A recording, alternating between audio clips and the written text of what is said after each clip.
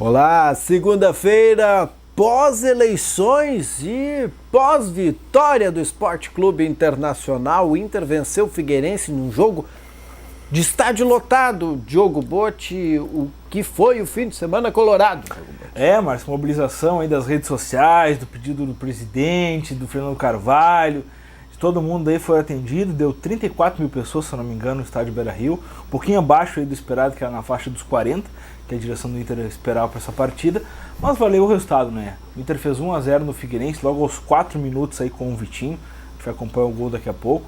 Teve outras duas chances ainda no primeiro tempo, uma com o Seijas e outra com o William, que o Gatito Fernandes fez grandes defesas. O Inter podia ter matado a partida ainda nos 45 minutos iniciais. Não conseguiu, no segundo tempo teve aquela queda de rendimento que já vem acontecendo já há algum tempo, né? Ao longo de todo o campeonato praticamente, né?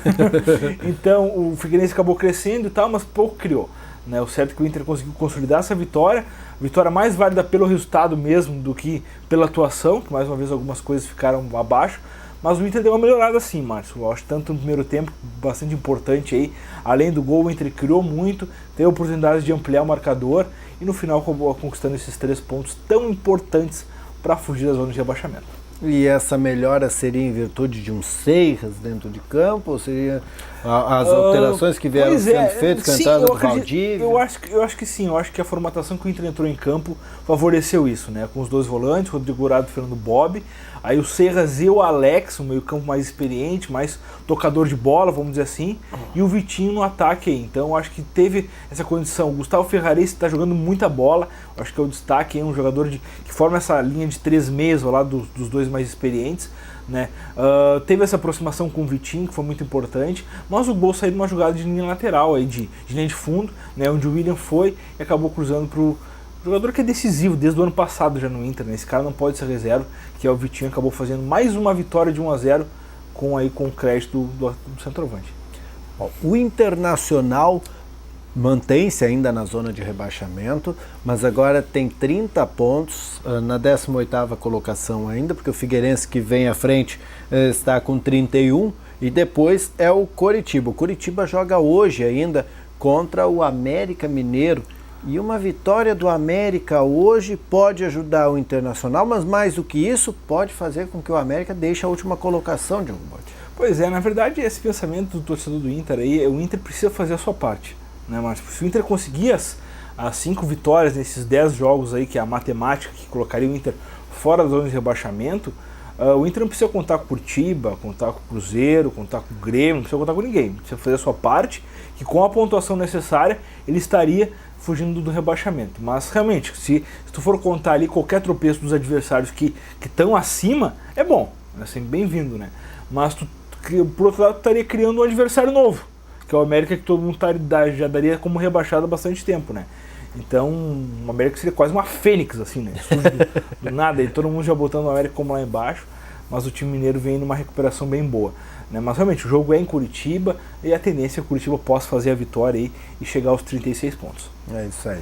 Ainda assim fica bom para o Internacional a possibilidade de sair, porque no próximo jogo do Colorado será contra o mesmo Curitiba, e aí o jogo vai ser no Beira-Rio, e com um detalhe que se o Inter vence, ele empata com outros times que estão ali na 14ª, 15ª colocação, é o Cruzeiro, o Sport, e com o mesmo número de vitórias, saldo também, positivo, né? todo mundo joga. Todo mundo joga também, né? Com tudo, com os astros ajudando o Colorado, Diogo Botti.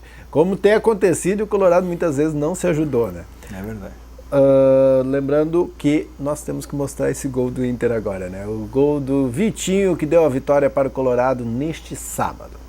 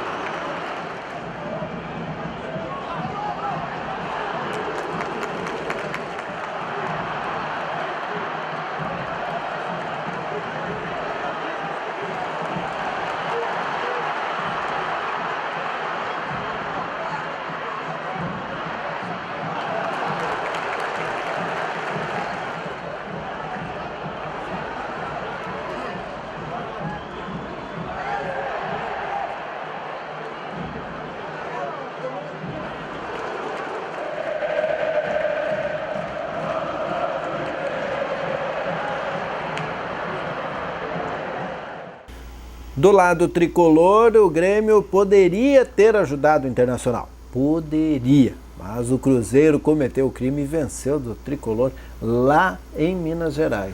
O Grêmio precisa se ajudar ele mesmo, né? O Grêmio vem numa sequência aí bastante ruim, de regular aí. Tem essa questão aí que a Conmebol abriu mais 2 vagas, foi anunciado hoje, questão da Libertadores, então de repente a gente vai ter aí um G7 de Campeonato Brasileiro. G6 já é certo, caso a equipe que vença a Copa do Brasil esteja no meio desses 6 aí, então vira G7. Então são 7 vagas aí para Libertadores da América do ano que vem. E o Grêmio tá dando mole, né? O Grêmio hoje é o 9º. Hoje o Atlético Paranaense é o último que estaria fechando esse G6 com 42 pontos, se eu não me engano. Corinthians 41. Corinthians 41. Sexto lugar? É o 7º. 7º lugar. Né? Então já considerando a questão da Copa do Brasil. Sim, tô contando né? G7. Isso, o G7. Também então, eu sou muito positivo. Né? Até porque assim, ó, a Copa do Brasil hoje está nivelada com o pessoal que está em cima, né? Tirando o Inter, Palmeiras, o Juventude Atlético, ali, todo mundo tá para cima, tá né? todo mundo lá. Então o Cruzeiro também é outro que está embaixo. Mas o certo é que se tu pegar isso aí, tem uma grande vantagem e de repente nem uma recuperação tão grande que tu precisasse para conquistar essa vaga na Libertadores. O Grêmio está pedalando, né? Jogou muito pouco lá em Minas Gerais, né? Podia ter matado o jogo ainda no primeiro tempo, teve algumas oportunidades com o Pedro Rocha, com o Luan, mas certo que deixou o Cruzeiro crescer na etapa final, e na base da vontade, o time mineiro aí que tem uma qualidade, mas não consegue também, assim como o próprio Inter, mostrar o seu melhor futebol, acabou achando um gol aí já aos 28 minutos do segundo tempo, e segurou a partida até o final. É isso aí, o Cruzeiro venceu então o Grêmio, ficou com 33 pontos, é o 15º colocado, o Grêmio mantém-se, aliás o Grêmio está em 9º agora, né? Já esteve em 1º, 2º, 3º, hoje já está 9º agora. Já teve 11º, né? Agora eu fui para 9º. Também, já pelo menos está na primeira página da classificação. O Grêmio está em 9º com 40 pontos, a 8 do G4. A 8 do G4. Não mais, né? Mas essa questão aí de G6, né, pode facilitar a vida, né? G6 facilita. G6 é melhor. Então, realmente, eu acho que a gente estava vendo ali a questão até do Santos, que já abriu uma certa vantagem para os adversários de baixo, mas com essa questão da Conmebol aí, já para o próximo ano, para 2017, o brasileiro ganha mais 2 vagas, lembrando, ele transforma em G6, e caso o campeão da Copa do Brasil esteja no meio desses 6 equipes, vira G7 aí para a próxima edição da Libertadores. É isso aí. Nós vamos dar uma olhada agora no gol do Cruzeiro, esse gol que aconteceu no sábado. Gol do volante Henrique, lá em Minas Gerais.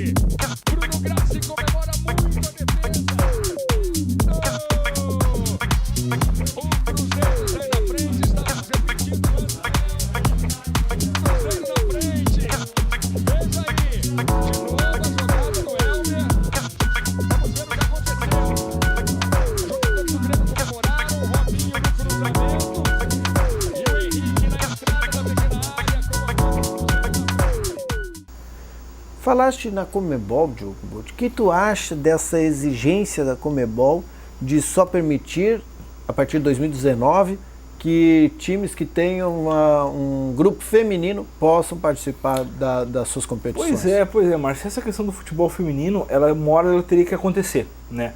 O futebol feminino ele tem Copa do Mundo, ele está inserido nas Olimpíadas, e hoje se a gente pegar 10 clubes brasileiros tem, né? Pegando todas as divisões, então isso uma hora precisaria acontecer, né? E talvez uma imposição de uma entidade como a Conmebol acaba fazendo isso tornar-se viável, né?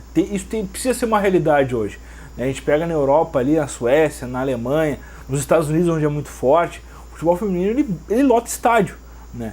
Então isso é uma coisa que no futebol brasileiro não vingou, não dava certo. O Santos aí tem campeão da Libertadores, o Flamengo aí é campeão brasileiro atual, então tem uma série de coisas que os grandes clubes têm, mas é esporádico, joga 3 meses, joga 6 meses, não sei que, não tem uma sequência.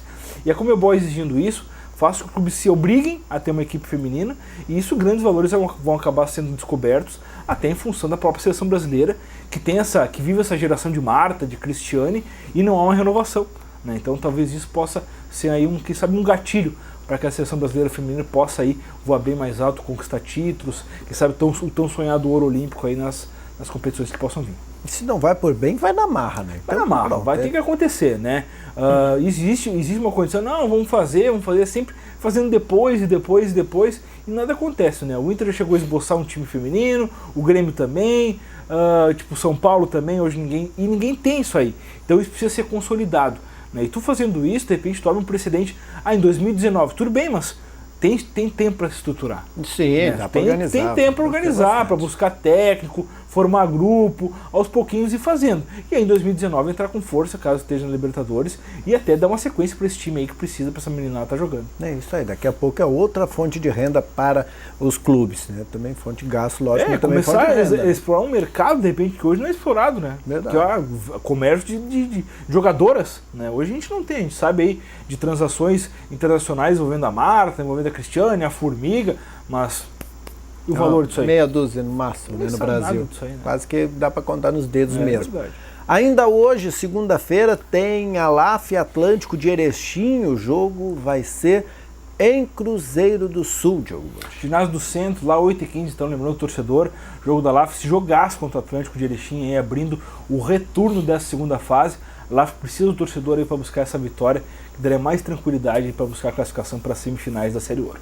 É isso aí, lembrando que os ingressos custam R$10 e você pode comprar e acompanhar esse jogo lá em Cruzeiro, já que o ginásio do Complexo Esportivo está ocupado por causa de um evento que a Univates está realizando neste mês e o Claudião não está em condições de uso, né? Então, que é o ginásio Professor Nelson Branquer, não está em condições de uso. E o outro está ocupado. Então mudaram para Cruzeiro, mas a torcida pode dar um pulinho a Cruzeiro, né, para garantir. Por que não? Apoiar, né? E contar com o próprio torcedor de Cruzeiro do Sul, né? Para ajudar a LAF nessa é um baita jogo, gente. É um jogo aí de Liga Nacional, então dá para, apesar de ser de Série Ouro, é de nível nacional. As equipes já se enfrentaram pela competição aí desse ano, então a gente espera que a LAF possa vencer essa partida para ganhar um pouco mais de tranquilidade no seu trabalho. É isso aí. E nós voltamos na terça-feira para falar mais sobre esses resultados de hoje, hein? Palmeiras e Santa Cruz, Coritiba e América Mineiro. Isso aí. Pode mexer na tabela. Fechando a 28ª rodada do Campeonato Brasileiro e também esse jogo de ALAF e Atlântico de Erechim, que se transformou num dos clássicos do futsal do Rio Grande do Sul. Nós voltamos na terça, depois do Redação Informativo. Até mais.